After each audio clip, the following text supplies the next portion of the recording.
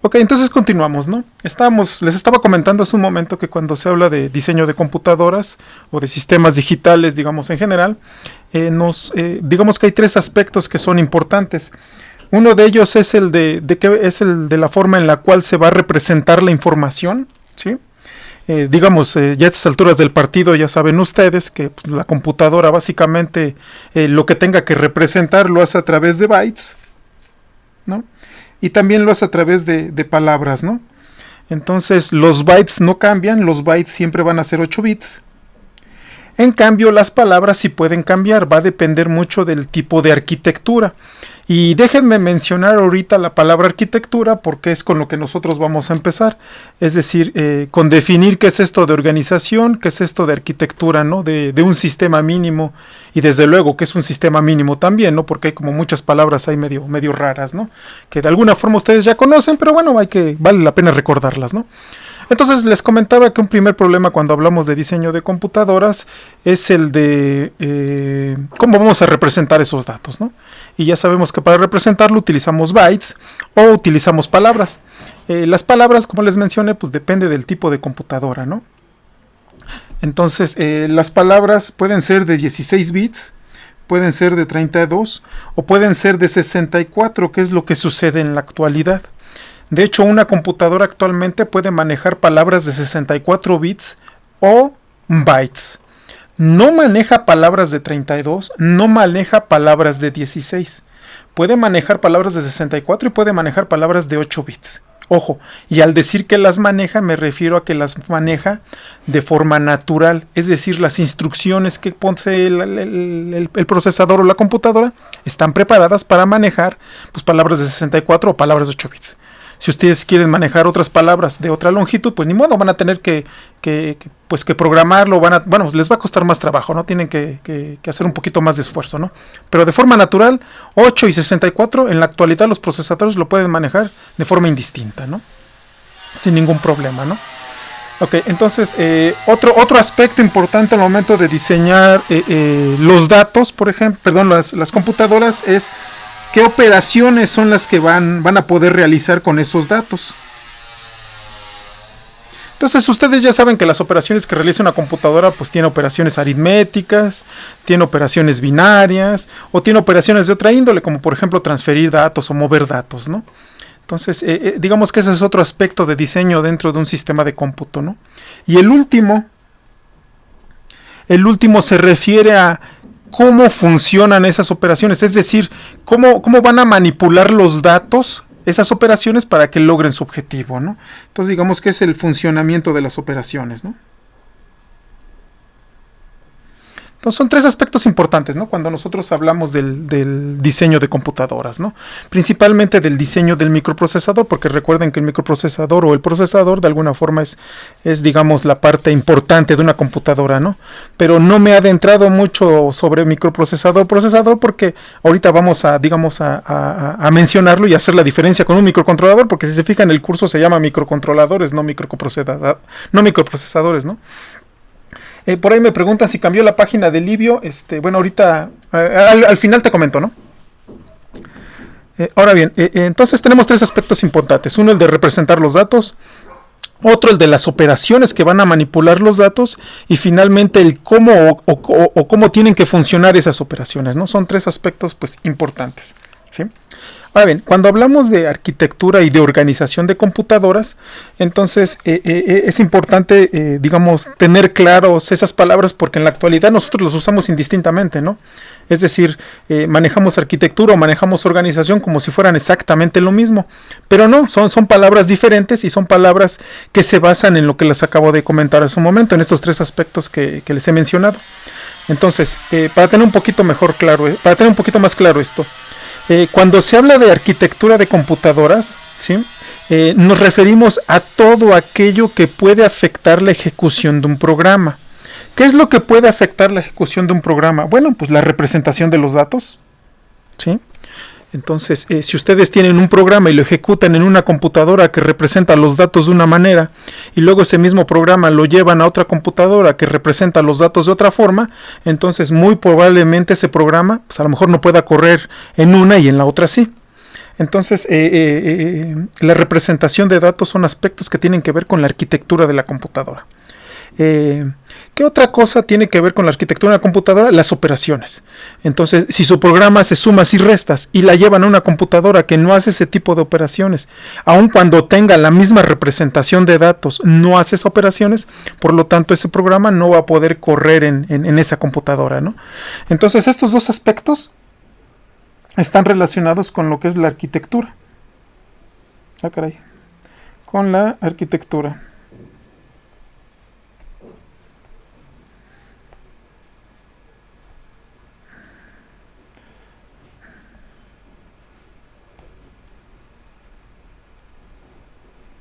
¿Sale? Entonces recuerden, arquitectura de computadoras pues es todo aquello que afecta la ejecución de su programa. ¿Qué puede afectar la ejecución de un programa? La forma de representar los datos y las operaciones que se realizan sobre esos datos. Ahora bien, desde luego nos queda un último, por lo tanto ese último va a tener que estar relacionado con lo que es la organización. ¿Qué es la organización de computadoras? Pues básicamente la organización de computadoras es la manera en la que nosotros conectamos todos esos módulos, todos esos bloques y desde luego interviene su funcionamiento, ¿sale? En el diseño de una computadora. Entonces, déjenme plantearles un ejemplo. Suponga que a lo mejor la computadora A, ¿sí? La computadora A y la computadora B, ¿no? Supongamos que la computadora A maneja o es capaz de manejar palabras de 64 bits. ¿Sí? Digamos que todos los módulos o todos los circuitos electrónicos que tiene la computadora A son exactamente los mismos que tiene la computadora B. Sin embargo, la única diferencia es que A maneja palabras de 64 bits y B maneja palabras de 32 bits. Entonces, dado que las partes internas de ambas computadoras son exactamente iguales, podemos decir que poseen la misma organización, pero poseen arquitectura diferente. ¿Por qué? Por el simple hecho de que una es de 64 bits y la otra es a 32 bits. Ahora pensemos en el mismo ejemplo, igual, dos computadoras, una A, una B, ¿sí? Igual, pensemos en que ambas tienen los mismos componentes electrónicos conectados de la misma manera, por lo tanto tendrán la misma organización, pero ¿qué hay ahora con la de representación de los datos? Bueno, pues pensemos en que ambas son de 64 bits. Entonces, aparentemente tenemos dos computadoras exactamente iguales, pero pensemos en que la computadora puede hacer sumas y la computadora B no puede hacer sumas. ¿Sí? Entonces tenemos conjuntos de instrucciones que son diferentes o tenemos operaciones que son diferentes y por lo tanto decimos que aun cuando tengan la misma organización, tienen diferente arquitectura, ¿no?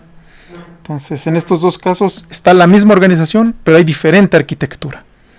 Ahora pensemos en otro ejemplo, igual nuevamente dos computadoras, tenemos la computadora A, tenemos la computadora B, ¿sale? Las palabras de ambas son de 64 bits.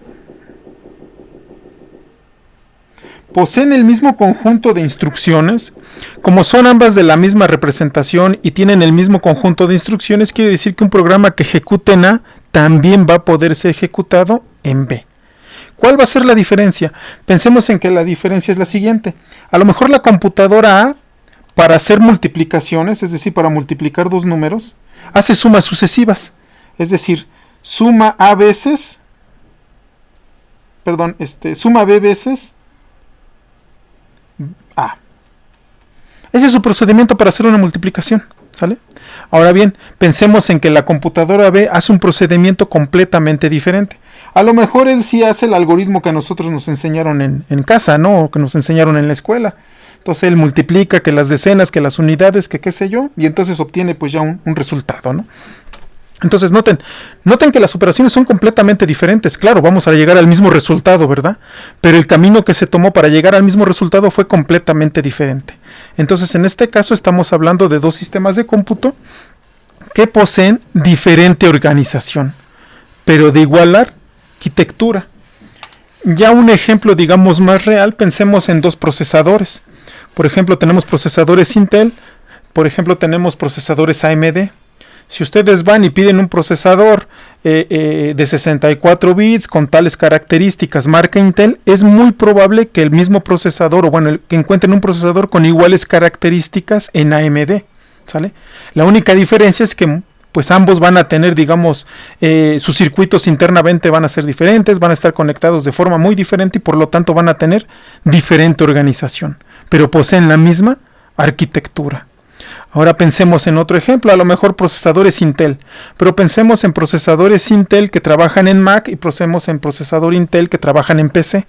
Es muy probable que tengan la misma organización, pero van a tener diferente arquitectura. ¿Por qué? Porque en Mac pues se maneja un conjunto de instrucciones, una representación de datos, y en PC pues muy probablemente se maneja otro conjunto de instrucciones y otra representación de datos. No sé si haya quedado más o menos claro esto de los conceptos de arquitectura y de organización. Arquitectura tiene que ver con todo aquello que afecta a la ejecución de su programa, y organización pues básicamente en cómo se interconectan todos los elementos que hacen que funcione su computadora, ¿no? No sé si tengan el primer elemento que está dentro del microprocesador o del procesador en general, pues es el que se conoce como datapad. Y dentro del datapad tenemos un módulo que se conoce como unidad de registros. Es que lo que les comentaba es que de forma interna la computadora, perdón, el datapad posee un módulo que se conoce como unidad de registros. Y dentro de la unidad de registros, pues desde luego posee registros, ¿no? ¿Qué es un registro? Pues básicamente un registro es un elemento, ¿sí?, que me va a permitir almacenar cierta cantidad de bits. En este caso, ¿cuántos bits? Pues me va a permitir almacenar n bits. ¿Vale? Un registro lo podemos ver como una especie de pequeño datapad, ¿sale? El cual desde luego va a tener una entrada de datos. ¿De qué tamaño van a ser esos datos? Bueno, pues si su registro trabaja con n bits, los datos que espera entonces van a ser de n bits. ¿Sale? Va a tener una salida de datos y desde luego si está almacenando n bits, pues la salida va a ser de n bits. Y va a tener un conjunto de señales de control que le indican al registro qué hacer. ¿Sale? Una señal de control que le va a decir al registro qué hacer es la señal de escritura. ¿Sí? ¿Qué significa eso? Significa que si está la escritura activada, el dato que ingrese por arriba va a quedar almacenado dentro del registro. Y se va a mantener ahí hasta que pues eventualmente sea modificado o hasta que eventualmente la máquina se apague, ¿no? Ahora bien, recuerden que hay señales de sincronización. ¿Por qué? Porque yo no puedo emitir la señal de escritura en cualquier momento, ¿sale? Yo tengo que emitir la señal de escritura en el momento adecuado, de tal manera que todos los elementos de mi computadora, de mi procesador, estén sincronizados. Por lo tanto, se requiere una señal de reloj. ¿Sí? Algunos registros poseen una señal de lectura, es decir, este registro que he dibujado hasta este momento, una vez que tenga datos internamente, esos datos se van a reflejar aquí en la salida, ¿sí? Pero hay unos registros que tienen una señal de lectura para que justo en el instante en que yo se le indique, los datos se vean reflejados a la salida. Y si yo no se lo indico, lo que veo a la salida es prácticamente pues nada, ¿no? Ahora bien, ya ustedes vieron estos registros, probablemente los vieron en sistemas digitales y les han de haber dicho que se componen de flip-flops, ¿no? Y en este caso, si tengo un registro de n bits, por lo tanto voy a tener n flip-flops, ¿no? ¿Alguna pregunta con respecto a esto?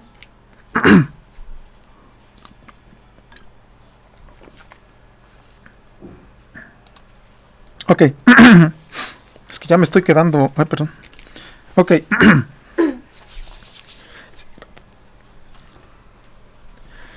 Ok, está bien, es que ya me estoy quedando afónico. Ok, entonces tenemos un registro. La unidad del bloque de registros pues posee varios de estos registros, ¿sí? ¿Cuántos puede contener? Bueno, pues puede contener hasta un total de m registros, ¿sale? Entonces una unidad de registros posee m registros de n bits cada uno de ellos. Ahora bien, como la mayoría de las operaciones que va a realizar el procesador son binarias, es decir, actúa con dos operandos, la unidad de registros de alguna manera me tiene que ofrecer, digamos, dos operandos, ¿no? Digamos el operando A y el operando B, ¿sí? Entonces, por lo tanto, debe ser capaz de seleccionar alguno de esos M-registros para que sea el operando A, y debe ser capaz de seleccionar alguno de esos M-registros para que sea el operando B, ¿sí? ¿Es posible que se utilice el mismo registro? Sí, sí es posible que se utilice el mismo registro. Es decir, que un mismo registro sea tanto el operando A como el operando B. Eso sí, sin ningún problema. Ahora bien, para seleccionar uno de esos M registros yo requiero de unos bits de control, que básicamente son como unos bits de dirección. Entonces, si se fijan, al hablar de direcciones, pues como que involucra hablar de la memoria. Y en efecto, como les había dicho hace un momento, una unidad de registros es algo parecido a una memoria, con la diferencia que es, digamos, una memoria de acceso muy, muy rápido, ¿no? Mucho más rápido que la memoria que tiene su computadora, ¿no? Nada más para que sea una idea, acceder a un registro es fácil unas 10 veces más rápido que acceder a la memoria, ¿no? A los registros internos del procesador, desde luego, ¿no? O sea, es mucho, mucho, muy rápido, ¿no? Casi podríamos decir que es de forma inmediata. Ahora bien, entonces ya sabemos que requerimos de señales de selección, ¿sale? Que me permitan seleccionar un registro. Requerimos también de una señal de escritura para indicarle en qué momento voy a guardar un dato en los registros, y desde luego voy a requerir de una señal de selección para indicarle en dónde voy a guardar ese dato que estoy ingresándole, y desde luego no hay que olvidarnos, requerimos del reloj, ¿no? Entonces déjeme utilizar otra hoja para ir dibujando el diagrama de conexión de nuestra unidad de registros, y déjenme diseñar una unidad de registros que solamente va a contener 4 registros, ¿no? Para simplificar esto. Entonces tenemos 4 registros. Déjenme llamarle el registro R0, el registro R1, el registro R2 y finalmente el registro R3, ¿sí? Ya dijimos que nuestra unidad de registros debe de tener 2 salidas, la salida A y la salida B. Entonces, ¿por qué 2 salidas? Porque recuerden que va a haber operaciones binarias, es decir, operaciones que, ojo, binarias no en el sentido de bits, sino en el sentido de que hacen operaciones con 2 operandos, ¿no? Entonces, una pregunta aquí sería, oye, ¿cómo le hago para conectar todos estos registros a esta salida A? ¿Cómo le hago para conectar todos estos registros a esta salida B? Bueno, pues para canalizar salidas necesitamos utilizar algunos circuitos que ustedes ya conocen. En este caso el circuito más común es el multiplexor. Y de esta manera puedo canalizar el dato que está almacenado en R0 hacia A. O canalizar el dato que está almacenado en R1 hacia A. Y lo mismo va a suceder con R2. Y lo mismo va a suceder con R3. De igual forma voy a necesitar un multiplexor para canalizar los datos hacia B. Entonces este es un multiplexor, si se fijan, 4A, 1. Entonces aquí entra el registro 3, aquí entra el registro 2, por acá entra el registro 1 y finalmente por aquí entra el registro 0. Ahora bien, para seleccionar alguna de las posibles entradas de mi multiplexor ya habíamos dicho que necesitamos señales de selección o señales de control en general. Déjenme llamarle esa señal de control de A. Y como tengo 4 posibles selecciones, dado que tengo 4 registros, entonces para seleccionar yo 4 opciones requiero de 2 bits nada más. Y déjenme de llamarle DB. ¿Sí? ¿Alguna pregunta hasta aquí? Como les digo, esto de alguna forma ya lo vieron, ya nada más estamos como recordando algunos temas que van a ser importantes para entender o para tener claro el cómo funciona un microprocesador o un microcontrolador.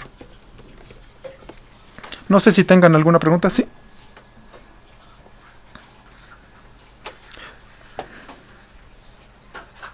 No, un decodificador, como lo vamos a hacer ahorita, un decodificador selecciona. Y un multiplexor, a través de un conjunto de señales de selección, ¿sale? A través de un conjunto de señales de selección, lo que hace un multiplexor es canalizar.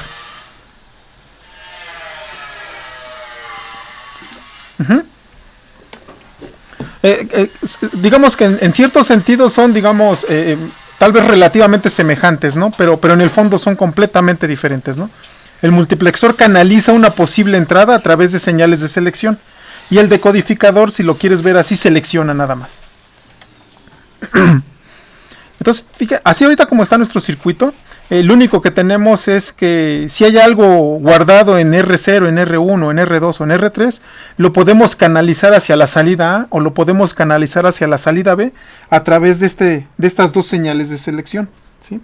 Esas dos señales de selección o esas señales de control, pues básicamente son de 2 bits. ¿Por qué de 2 bits? Porque tengo 4 registros. Si tuviera 8 registros, pues tendrían que ser de 3 bits.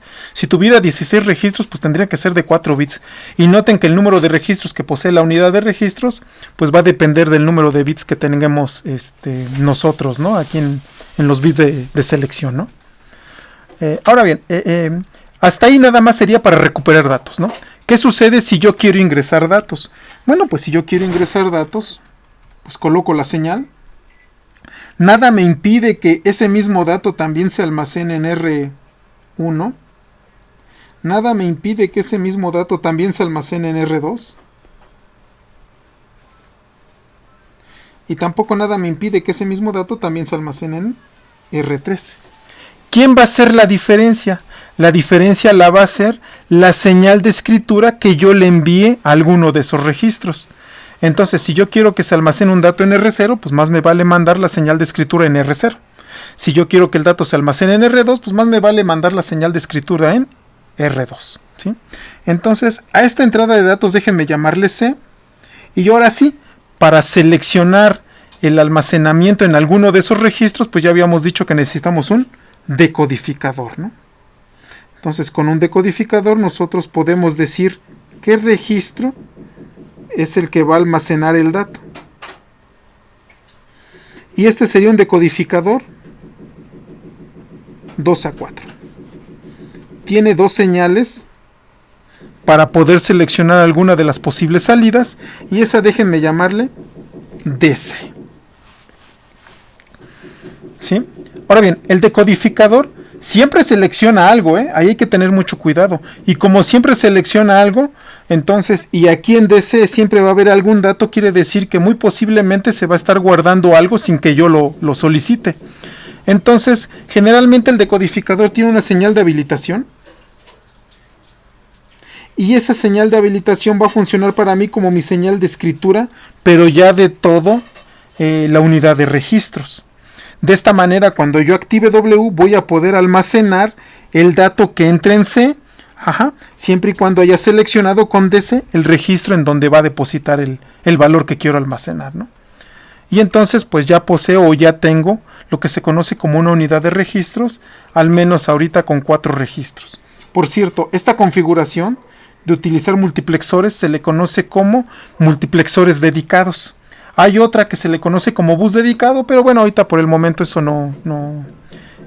pues no es de importancia, ¿no?